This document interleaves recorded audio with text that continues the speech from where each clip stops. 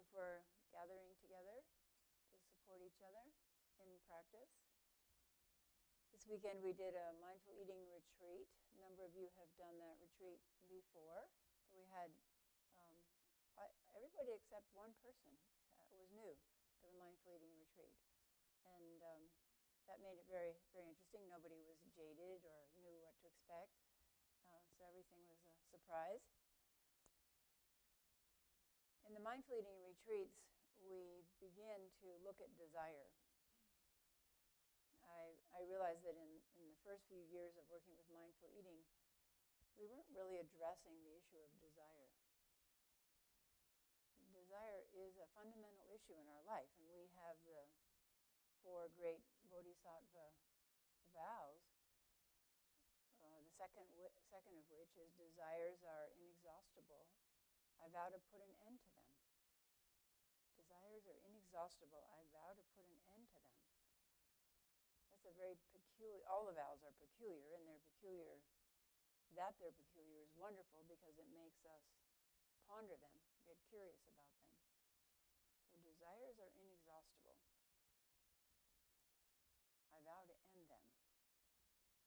So do we want to end all desires? Are there any desires that are useful, potentially useful or healthy? What do you think? Yeah? The desire to be free from desires, yes. Good. Overarching desire to be free from desires. Sexual desire to reproduce. So if we didn't have sexual desire, we would have no us, right? Sitting here, none of us.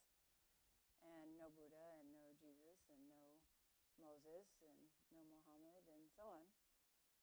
So do we want to end sexual desire? We have to really look at that.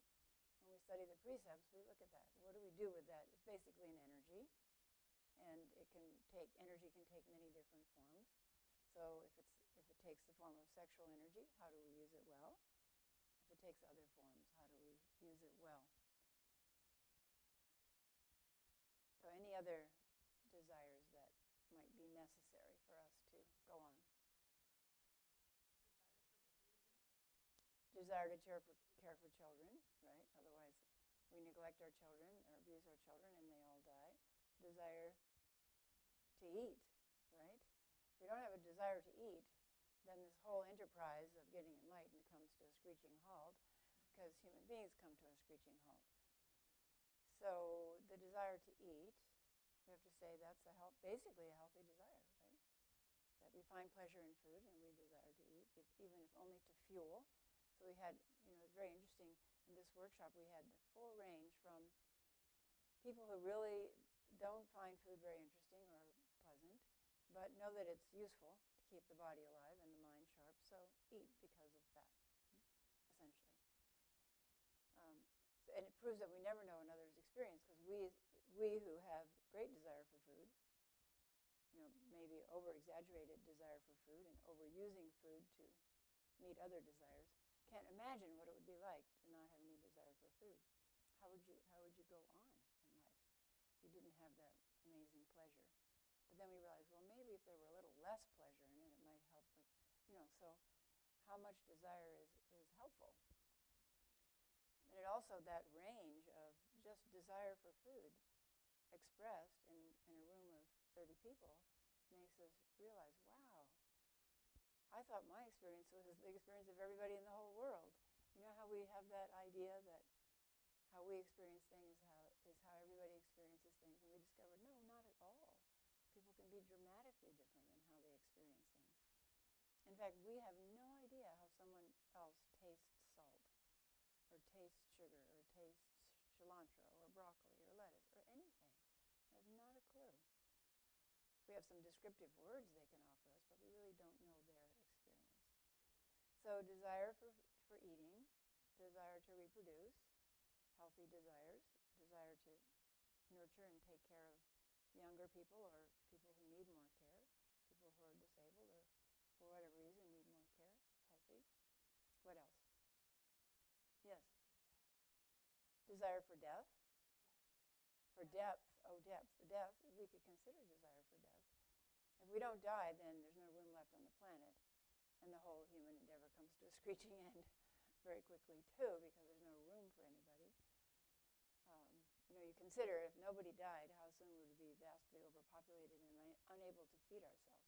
It happens very quickly, maybe one generation. We wouldn't die from starvation. No, we wouldn't.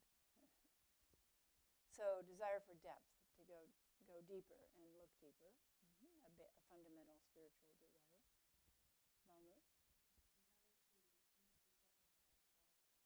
To ease our own suffering and the suffering of others. And the desire for depth is related to that, to look deeply into the fundamental problem of why do we suffer?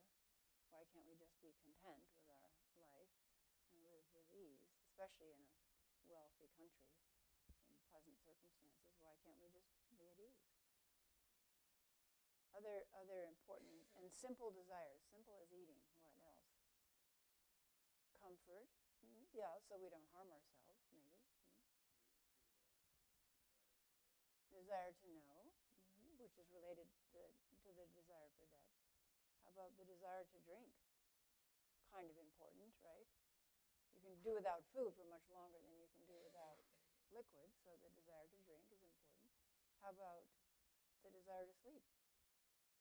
Rather important. Warmth, to keep ourselves warm. So basic protective needs, basic needs for staying alive. We need those. We need those. Those are healthy desires. For happiness. Now, what's interesting is if you look at some of these, can people get along in life without curiosity? Can people get along in life without wanting to go deeper into life? They do it all the time. That's very common, right? Just live life and die. Be born, squeak, wiggle, decorate. Put energy in top, excrete energy out the bottom, and die. I mean, it happens all the time. So some of these are luxuries, actually, but some of them are necessities, like sleep, shelter, warmth or shelter for our body, drinking, eating, and so on. Yeah, we'll get to that. Yeah. So, Maslow has this hierarchy of needs. At the bottom are the basic needs. So we need. If we lose our appetite, we're not going to last long unless somebody feeds us. If we lose our desire to drink or sleep, we're not going to last long unless somebody takes care of those needs. So there's a whole hierarchy of needs or desires. So what do you think what are your strongest desires? If you think of in yourself, what's the one that's most compelling? To live, and in order to live, to do the other things that are necessary for living. So we have this fundamental drive to live, but even that's not exactly true of everybody, because people have suicidal thoughts and think of ending their life, right? And that becomes a desire. That becomes something compelling. And then some of our behaviors are aimed at suicide, whether we acknowledge them or not, but will take us in that direction. And they're very compelling.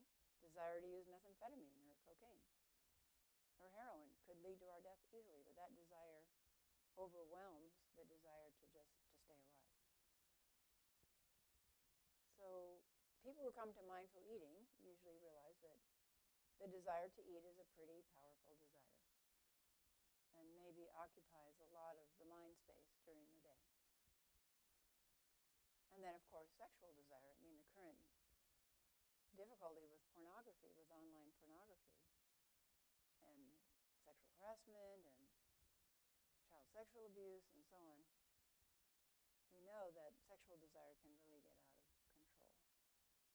So from the Buddhist point of view, those two desires are the most powerful. The desire to eat and drink and sexual desire, because they're the most fundamental in terms of continuing our existence. So they have to be powerful. So we need to look at the word desire, because when we say desires are inexhaustible, I vow to end them, Hogan often objects to the word desire he thinks clinging is a better description of what the problem is. So desire for food is healthy, but when we begin clinging to food and asking food to do things that it can't do for us, when we have one ice cream cone and we think, boy, that was delicious, and the mind grabs on and thinks, I'd be even happier if I had a second one, that's when the suffering begins, with the clinging, with the attachment, or the aversion. Oh, no, look at that. I broke my diet by eating an ice cream cone. Shame on me. I'm hopeless.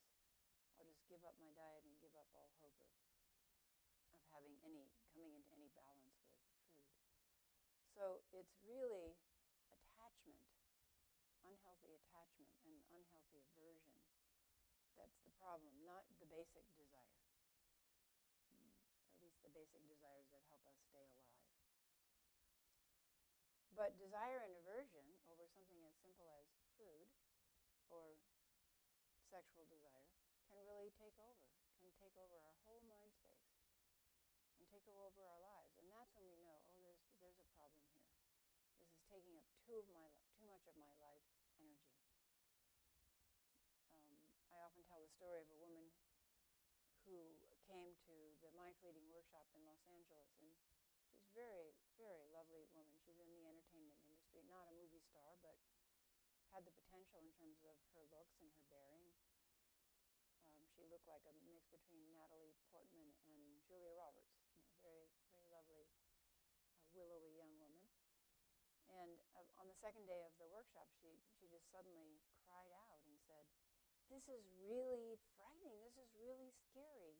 You have no idea. There isn't a waking moment of my life when I don't think about food and my body.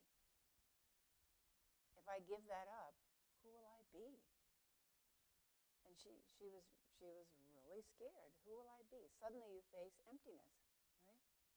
If you give up something that has become addictive or become the driver for your life, the engine for your life, if you give that up, then who will you be? I mean, that's actually a very deep spiritual question.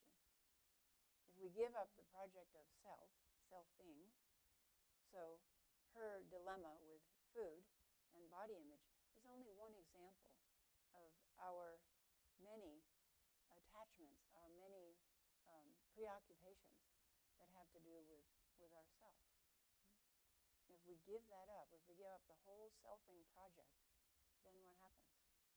What will we do with that empty space and all that time and all that energy when it's freed up?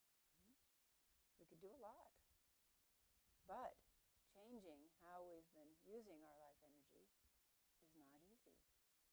Not easy. It takes a lot of determination to make even a small change.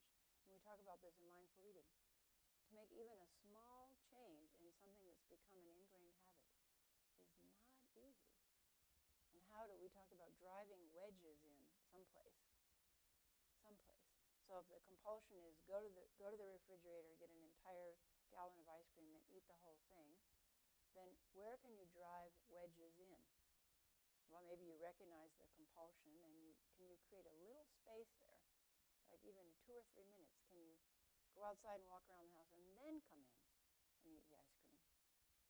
Or can you create a little space when you go to the refrigerator and look in the freezer and say, is there anything else in here that I could eat? Like maybe you've prepared frozen mangoes or frozen strawberries or frozen bananas, and you make that choice instead of the ice cream. Or maybe you don't buy the ice cream when you go to the store. Or maybe you buy the little carton of ice cream, the little 1-person or 2-person size ice cream. That's what you've got, one of those in the freezer. Or maybe you say, okay, I'm going to put down the ice cream and I'm going to sit down and I'm going to light a candle and I'm going to say a prayer for myself and all the people who brought me this ice cream. And then you eat the ice cream. Any way to create a little pause, to disrupt the pattern, to disrupt the unhealthy habit. And eventually we can have hundreds of them, so we have many, many choice points. We talk a lot about freedom and liberation in Buddhist practice. And people think, whoa, when I get enlightened, then I'll be free. I'll just wait till that point and then I will be totally free. But it's not that way. It's made up of all these little places where we insert choice. And choice means freedom, means liberation, means happiness when we have those little places of choice. But it's up to us to insert them. I mean, the community can help us, our sponsors can help us, but it's up to us to find those points and be creative about them and explore them. Even if we only delay something that's a cart down the rut behavior at the beginning for 3 minutes, that's a huge triumph and begins to give us some freedom. I like the comparison between sexuality and eating. I didn't talk about this in the weekend, so I will now subject you to it. But those two are our strongest desires. And if you think about sexuality, we actually have developed some control over our sexuality. For instance, if we're walking down the street and we look in the window of a cafe or a bakery and we see somebody very attractive, we don't walk in and jump on them, right? Like, oh, I've got to have you right this minute. I mean, we consider people who do that somewhat deranged or mentally ill, right? So we have some control over sexual desire. We can feel it arise, but we don't act on it. But if we looked in the bakery window and saw a chocolate croissant, that might be a different story, right? So that actually gives us hope, though. We know that in one area of life where there's very, very strong desire, we have been able to corral that desire and work with it in a reasonable way. Most of us, right? Most people. Not everybody. So much social pressure in that, where there isn't in the other. Well, there isn't in this country social pressure because we have made food generally available and made it fine to eat it any place, any time. But in other countries, that's not okay. In Japan, you cannot eat while you're walking. It's extremely, extremely rude. It's the equivalent of dropping your pants and mooning someone. People find it really revolting and uncouth, barbaric, that you would walk around eating. The only thing you're allowed to eat while you're walking is an ice cream cone now, because they have them, because it might melt. But everything else, including fast food, and they have fast food now, thanks to us, you need to sit down and eat it like a civilized person. Or take it home and set a table and sit down and eat like a civilized person. So we had a friend who actually was Kyogen and Gyokoko Carlson, went to Japan with another priest who's Japanese American. And he treated them to dinner. And so after dinner, they were walking around in the old part of Kyoto, and they bought him dessert, this Japanese American priest.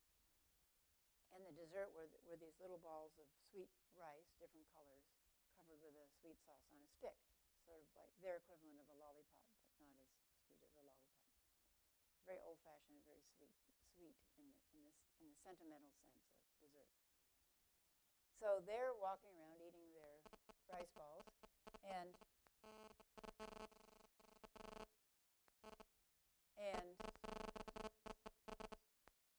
yeah, there.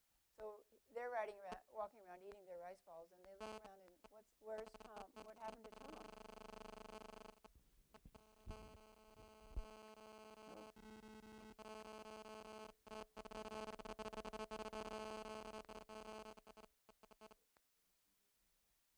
Right. Or I can just talk more loudly. So they look around and they've lost track of Tom. Where is Tom? And they find Tom up against a wall, his back turned to the street, the dark street, which has only a few people on it, eating his dessert. Because it is so rude to walk and eat. And because he's Japanese American, he has the Japanese conditioning of don't do that. However, in Japan, it is fine at night to turn your back on people, face a wall, and pee if you're a guy. So you can see there are lots of little cultural things woven in here. That's not considered at all gross or embarrassing for men. Women don't do it, but men do it. So at first they thought, oh, he's peeing, we shouldn't look. No, it's actually he's eating while walking. Don't look. So sexuality and eating, the embarrassment, the shame around aspects of those two desires, our difficulty controlling them at times, but knowing that we can control because we've got some measure of control over sexuality. And then the other common factors with sexuality and eating are that they both involve interpenetration of beings. That we take another's body into ours or put our body into another person's body. But it's basically interpenetration with other beings, with the other beings of food, plants and animals, and of course the beings living within us, or with another person in sexuality. And so we find that very pleasurable. There's a lot of pleasure in that interpenetration, which we call eating or we call sexuality. So then you ponder, well, why is it so pleasurable? Why is it so strong? Yeah, it keeps us alive too, but what else? Well, there is a kind of disgust factor in both. And it's actually dangerous. It's dangerous to interpenetrate your body or take other people's bodies into your body because there are germs involved.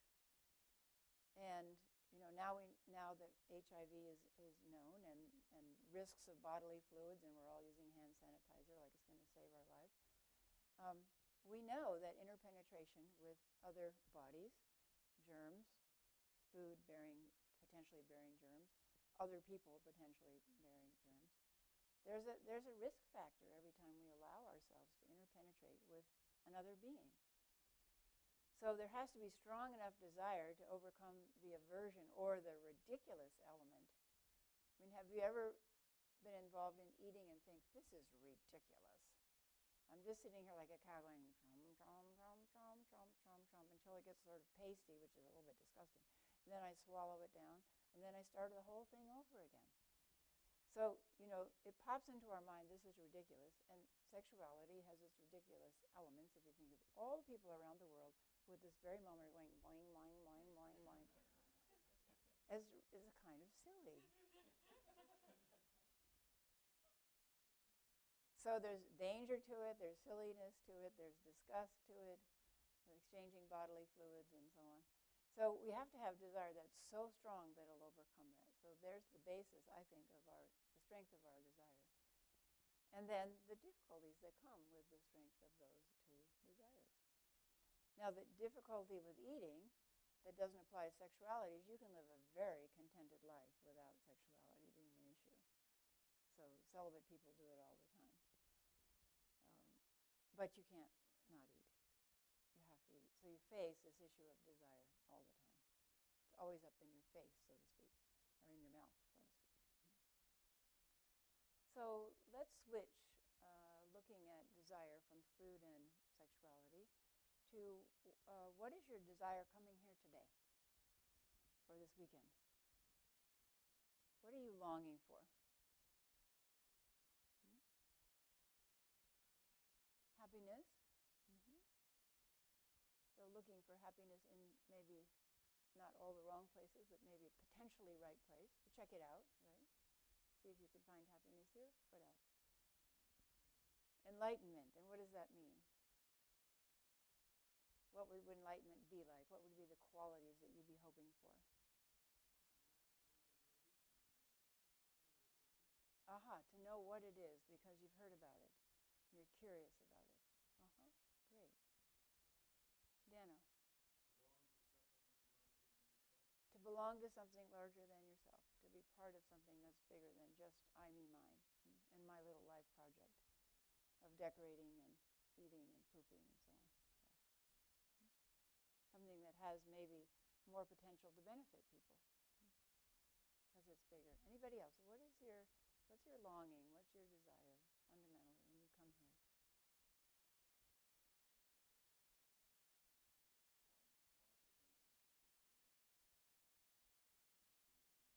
Yes. That's where we get back to what you said earlier. Community and connection. So we have an essential loneliness, right? An essential loneliness because we are born as an individual, a unique individual, and different from everybody else and unable to know anybody else's experience fully. Whether it's broccoli or how they taste coffee or what they think about when they're meditating. We have no idea. So we we can't know another person to the depth of their being, no matter how long we've known them. We can't know what's in their heart or what's in their mind. We can't even know ourselves very well. That's what we discover when we begin meditating. So there's a desire for community, for connection with other people, but also for connection with ourselves, right? Once we realize, wow, I don't even know myself, how can I know another person well? Then there's a desire for a connection with ourself, which is a fundamental spiritual desire. To know what life is about, to know what death is about, to know our purpose on earth, to know our mind as well as we can, and our heart as well as we can, and our body as well as we can, and to take care of them, because nobody else can do that because they don't know what we need. We know what we need. And I asked Janet if she would say something, repeat something that she said in the workshop, in the wrap-up of the workshop, which is relevant to this. I'm Janet. I'll try to remember exactly what I said. Could I say a word about my experiences? Sure. I just wanted to say that I had an eating disorder for 13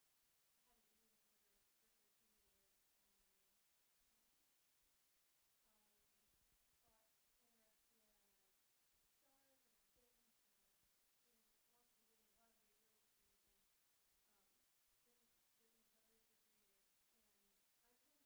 anyone with body image issues, to emphasize that the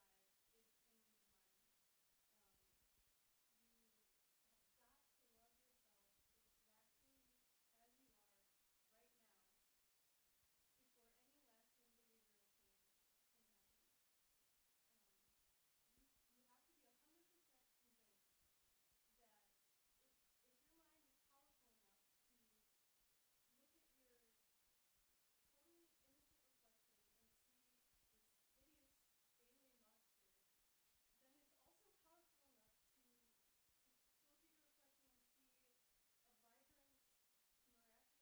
powerful enough to look at your totally innocent reflection and see this hideous alien monster, then it's also powerful enough to look at your reflection and see a vibrant, miraculous work of art. And I know that no chocolate cake will comfort you, and I know that losing every last pound in the universe will not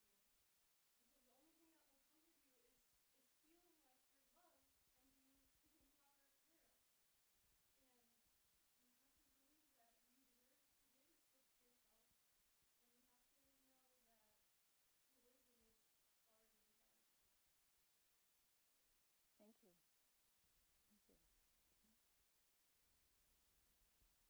So the wisdom that comes from suffering and working with suffering. That we are the only person who knows what we need and can provide it, and then can learn how to provide it in healthy ways. Other people can support us on the journey. You've certainly had a lot of support, right, Janet, in doing your work over the years. Yeah.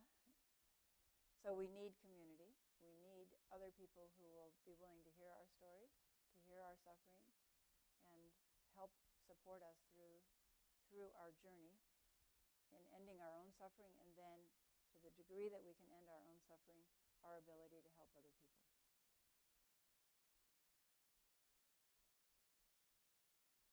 For the people who did the weekend, if you look back at the weekend, what was the most satisfying element of the weekend? What brought you the feeling of satisfaction, besides the food? The food was great, yes, we'll accept that. Food was nice. But besides the food, what made you feel satisfied? The people. Sharing their experiences. Anybody else? Yeah? Amy? Slowing down. And what did slowing down enable to happen? To pay attention.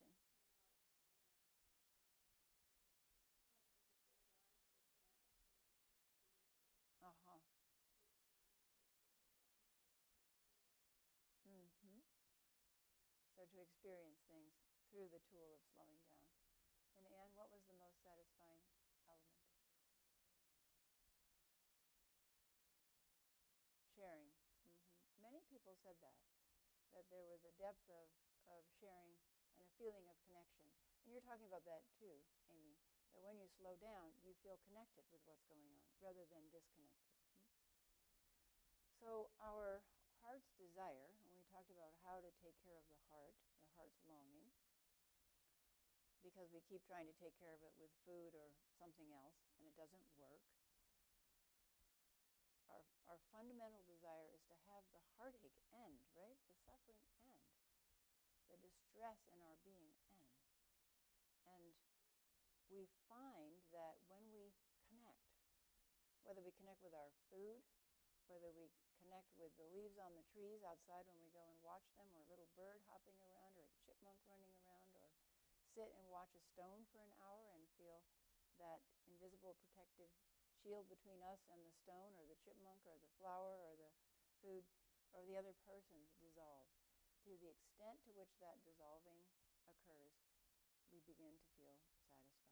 We begin to feel at ease and content. And yet, it is the thing we fear the most, to dissolve those boundaries, because we've carefully constructed them over the years to protect ourselves against being wounded, being buffeted about, being bullied, and so on, being abused, and so on. So we have this approach avoidance, not only to food, but to everything that involves intimacy. Food is just one example. We desire intimacy. That's the heart's deepest longing. We desire intimacy not just with other people, but with everything. And yet we fear it, because it means dissolving this person we have so carefully put together, letting parts of that person go.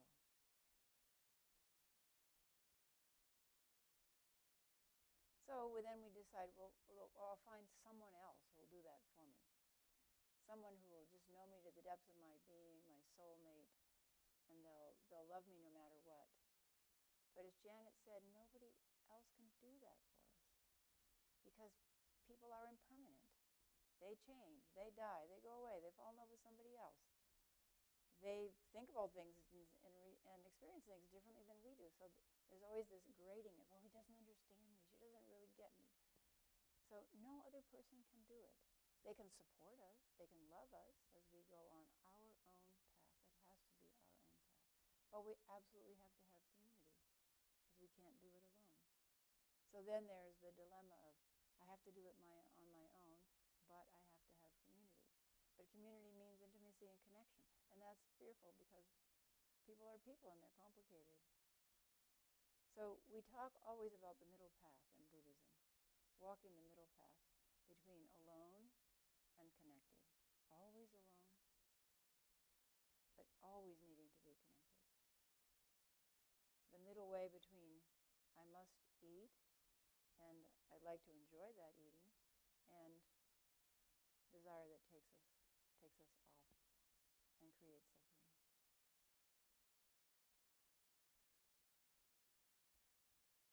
Meditation practice is fundamental to all of this. What we call meditation practice, you could call it centering prayer, you could call it whatever you want to call it, it doesn't matter.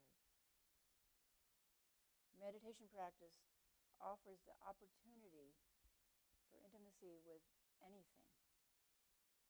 Anything. With your toothbrush. Anything. Everything. Even things that we might judge or find irritating. So when we're sitting, and when we've been sitting for a while, and we let down parts of the invisible protective shield, then the sounds of trucks passing by on the road, or the person next to us shifting nervously, isn't irritating anymore. It isn't attractive or irritating. It's just what it is. And there's a certain beauty in it being just what it is. Or when we eat food that we don't ordinarily like. This didn't happen this time that I know of, but many people discovered during the mindful eating workshop, they'll say, oh, I've always loved this food, but when I actually ate it mindfully, I discovered I don't really like it. Or the opposite.